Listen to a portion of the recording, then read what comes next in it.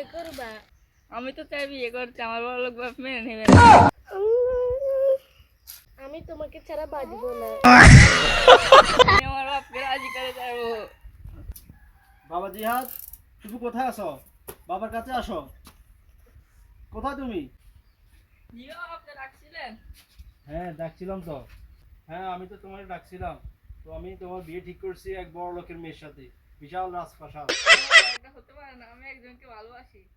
কি আমার মুখের উপর কথা? তোমার এত বড় সাহস দিল কে? না বাবা, আমি এটা তোমার সম্পর্ক আমি কোনোদিনই মেনে নেব না। ওই 2 টাকার মেয়ের সাথে তোমার বিয়ে আমি কখনো দেব না। যদি আমাকে ওর সাথে বিয়ে না দেওয়া, বাঁচবো না।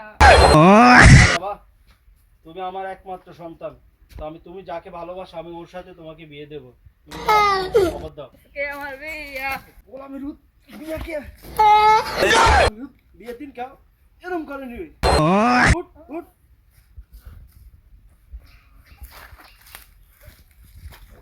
বেয়াই সাহেব, আপনি কোথায় আছেন? বেয়াই সাহেব। এই তো বেয়াই সাহেব, আপনারা এসেছেন, আমি তো এইখানে। হ্যাঁ বেয়াই সাহেব, আপনাদের মতো ফকিরনিদের বাসা আসতে হয়েছে এই আমার এই ছেলের জন্য। বুঝছিলেন? বেয়াই সাহেব, এইভাবে অসম্মান না করলেও পারতেন। আসুন, ঘরে আসুন।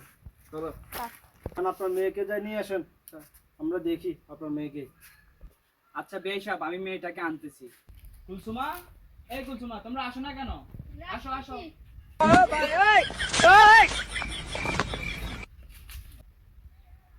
দেখি মা, তোমার ঘন্টাটা একটু উঠাও তো।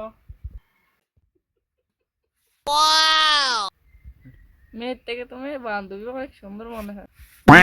কি করছিস রে? আইসি বিয়ের মেয়ে তোরে ঘরে বিয়ে করে তাই তোরে আর ঘরে দিতে আমি একটু বাথরুমে যাবো।